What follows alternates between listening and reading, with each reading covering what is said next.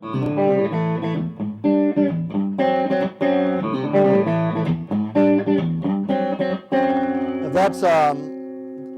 now that we're getting into the amp, this is the amp running through the effects just with the reverb and delay on and bypassing the pedals, right? And this is the clean sound, a Fender sound that I like using. I put the mids down. What Mitch has done is he's put, we've got this clean sound where you've got, this is a low mid thing that you can flip the switch up and down, and a bright switch, of course. But for that Fender sound, we've got the presence about there, and you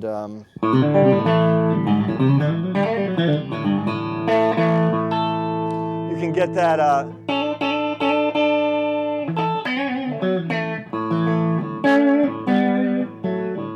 Still real chimey.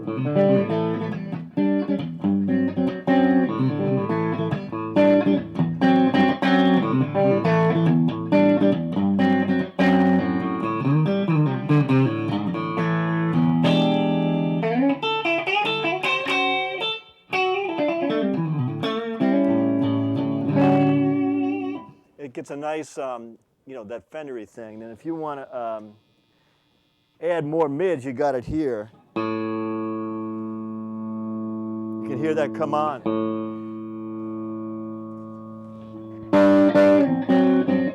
So that makes a little bit of a bigger note.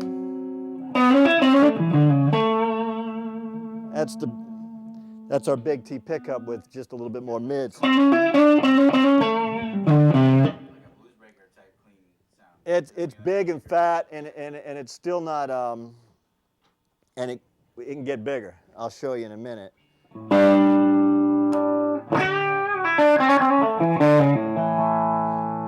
And bringing it back, the mids back down.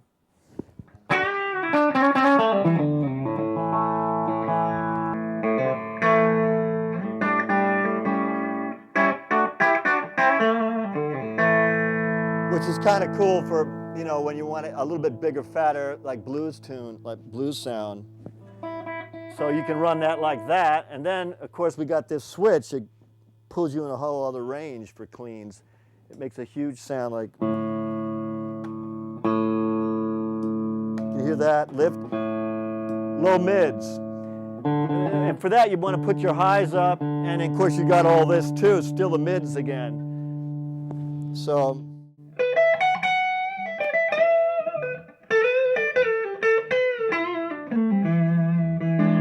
That's really fat.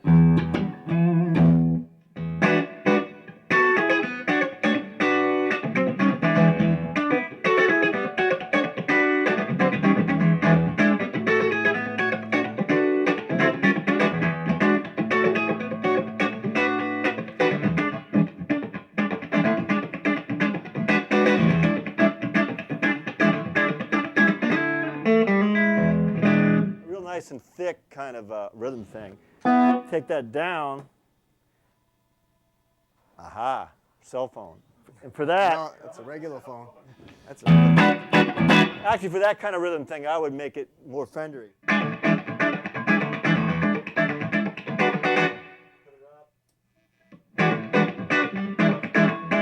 The difference it makes brings out the low mids. So depending on what you're playing, it really works great.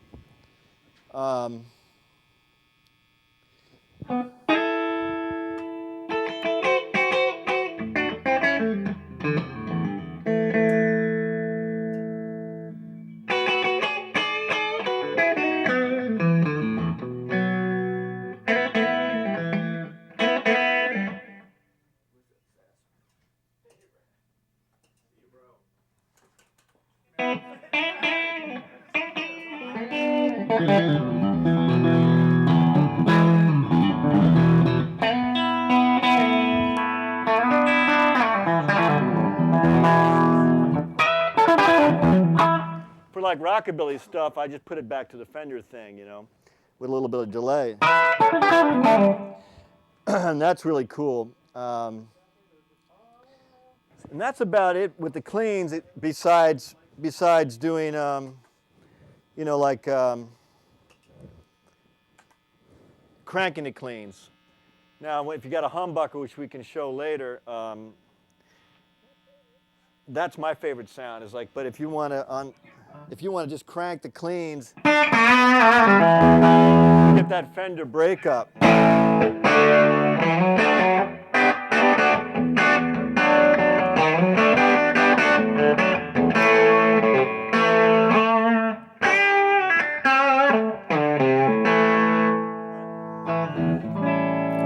It cleans up pretty good.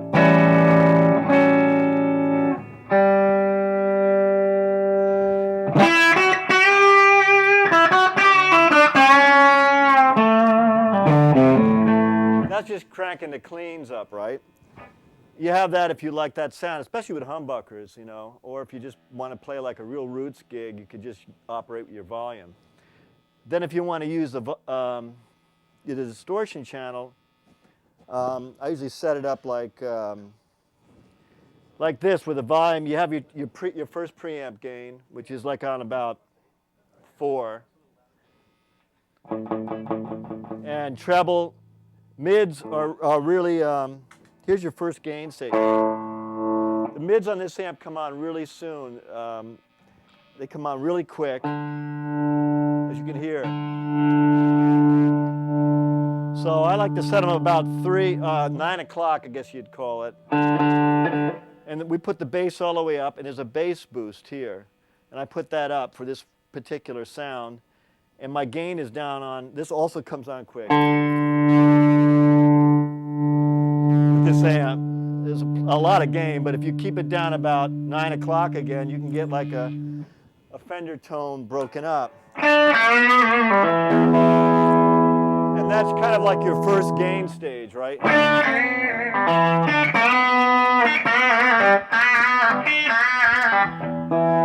For like a Fender sound, I'll do that.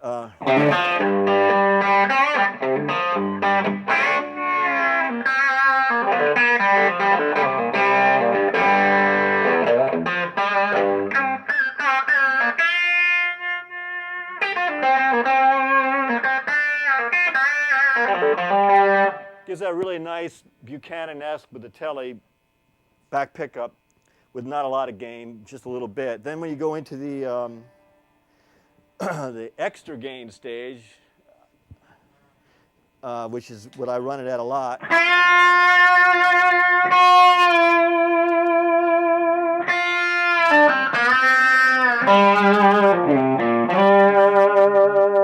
That's mainly how I use it unless I'm doing like a straight rootsy gig, but I'll kick that in and you can hear the difference. It just adds gain underneath the note. Your note stays on top. I mean, your actual tone stays on top.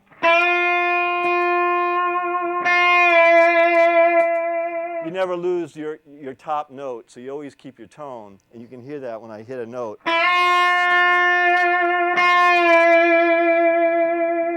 And that's what Mitch and I wanted to achieve, is keep your gain down below, and you always hear your tone and your note. And this amp does it in spades.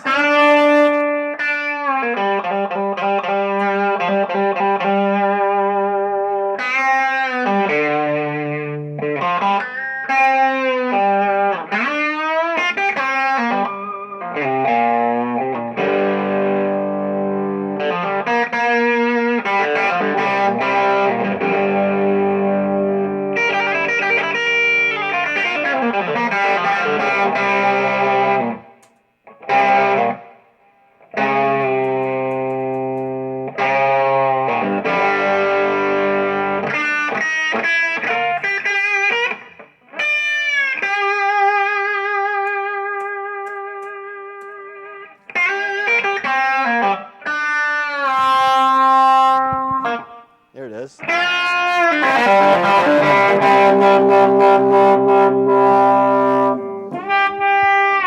Now I can get that really screaming loud sound I was getting.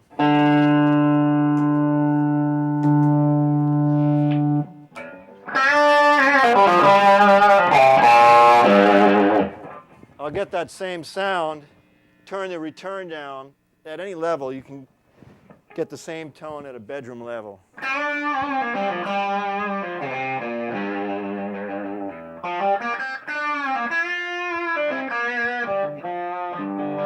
can play any gig with it by just using your effects loop.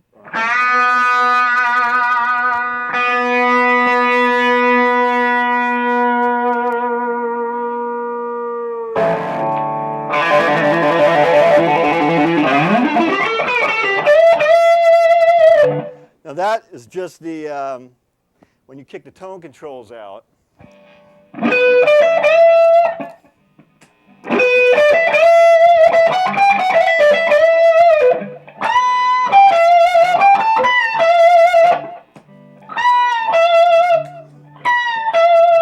You can see the different gain stages. Always keeps your tone, but when you kick, the tone control thing will work like this too without the second gain stage.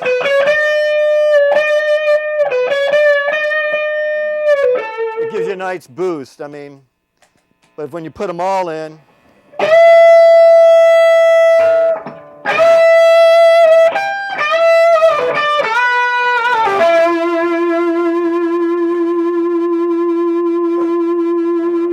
I'm not really standing next to it. I'm a little outside.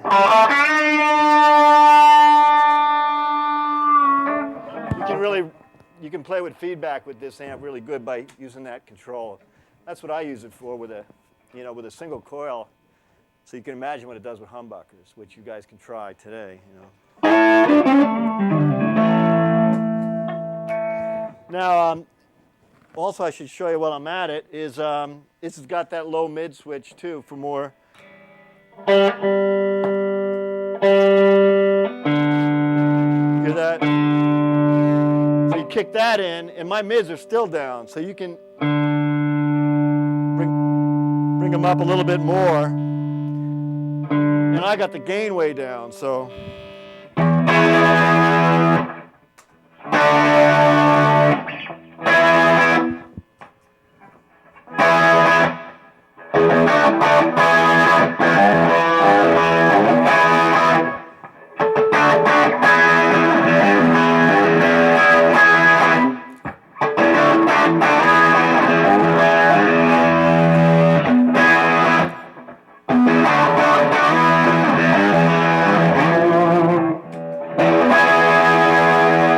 More gain than you need, sorry.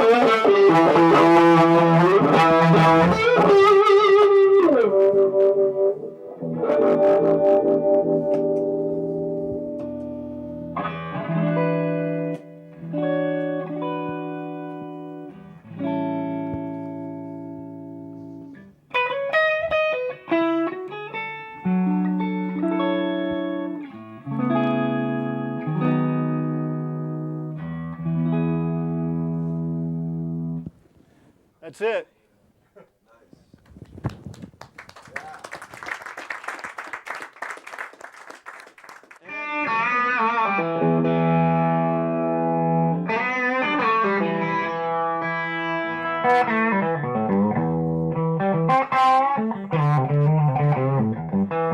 So Jim and I spent 2 years in his studio, about 40 or 50 times down there, just tweaking and tweaking and tweaking and learning more and more and more, because this stuff is pretty deep. I mean, you change one part and the sound changes. So, you know, you can go from carbon comp to carbon film to metal film and, you know, in the resistor, and it makes a difference. And filtering and everything. Everything makes a difference is what you find out. So this is what we came up with. And what we wanted to do was a 2-channel amp with totally separate EQ on each channel. So there's no compromise when you're switching from clean to overdrive. And a lot of amps, you know, especially in this kind of category, have one set of EQ, so we felt that was a compromise. So you've got your clean channel with volume, treble, mid, bass, and Jim told you it's got its own bright switch, which is voiced differently than the bright switch on the other channel. That's another thing you can get by having totally separate channels. And the shift is a mid shift, and what it does is, like Jim said, it brings in more low mids. And it works no matter where the settings are. There's always some amount of it, but there's more when the mids are down. There's more of an effect. But as you can, you know, as Jim showed you, you can go from a thinner sound from a scooped sound with the shift down to a fatter, fat note, thick, clean sound. And so that's the clean channel. And then on the overdrive channel, you've got volume, treble, mid, bass. You've got a gain control, which is after the tone stack, and then a master volume. That's got its own bright, which is more effective than the bright on the clean, and then its own mid shift too, which is voiced for that one. And then it's also got a bass boost, which is subtle, but it's you can really tell when you plug into a 4x12, it gets about that big from that big. And in a 1x12, it only moves up about that much. But it's there. And the reason it's there is when you put the shift up and you have a lot of gain, it can get a little muddy. So you put the bass down, it cuts a little bit of that bass out. And then it's also got, so boost 1 and boost 2, Jim likes to call it gain stages, but it's really not an extra gain stage. It's just manipulating the parameters of the circuit to give more gain. So boost 1 is a full range boost, and boost 2 is more of a mid-range boost. And you can use one or the other or both. And on the foot switch, there's 3 switches. You've got your channel switching, boost 1, boost 2, and you can use, like I said, one or the other. And then on the back, so you've got your, of course, on and off, and standby, and then you've got your bias points, so you can change the bias in the back. And the range of the change of the bias in the back is less than the range. There's another pot inside. So basically what that's for is to adjust, as your tubes age, you can adjust it slightly. And then you've got your impedance selector. We decided to go with 4 and 8, and people say, well, why didn't you do 4, 8, and 16? Well, what we found out is it seems to work better, and we got better tone out of just having 2 impedances. I know a lot of amps have 3, but you know, we did a lot of testing with different transformers, and this just sounds better. And we wanted to have 2, though. So if somebody wants it with 8 and 16, we can do that. If they want 4, 8, and 16, I'll do that too. You know, it's up to the user. But this is what we felt was the best. And then you got your send and return with an on-off switch, and then it's got levels. So like you said, basically you want to bring the level down into your effects, and then the return is a gain stage. So it's a low impedance drive, so you can drive pretty much anything, you know, long cables without losing high frequencies. And then you've got your return, which is a gain stage, and brings the level back up. And we spent a lot of time voicing that too. And basically, if there's nothing plugged in and you turn it on and off, there's a little bit of a high frequency bump. And we did that so when you're running 30 feet of cables and running through pedals, that it's actually flat. So, and you can control that with the return. So it's basically a bypass cap on the return. So you can, if you turn the return all the way up, there's no effect of the cap. And then you've got your 2 foot switch jacks. And the reason I did that is one of the weak links in a lot of these amps in this category is the foot switch. Because what people do normally is take the foot switch, it's got the cable attached, they wind it up, throw it in their bag, and then after about 100 times of doing that, the cable breaks.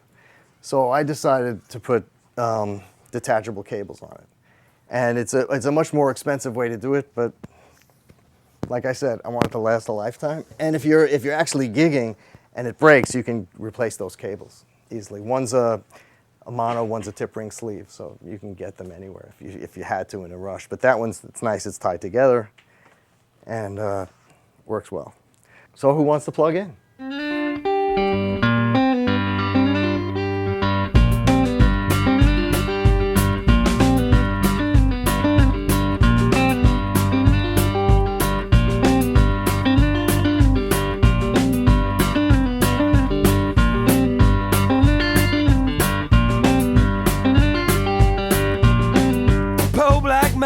Got no change of clothes.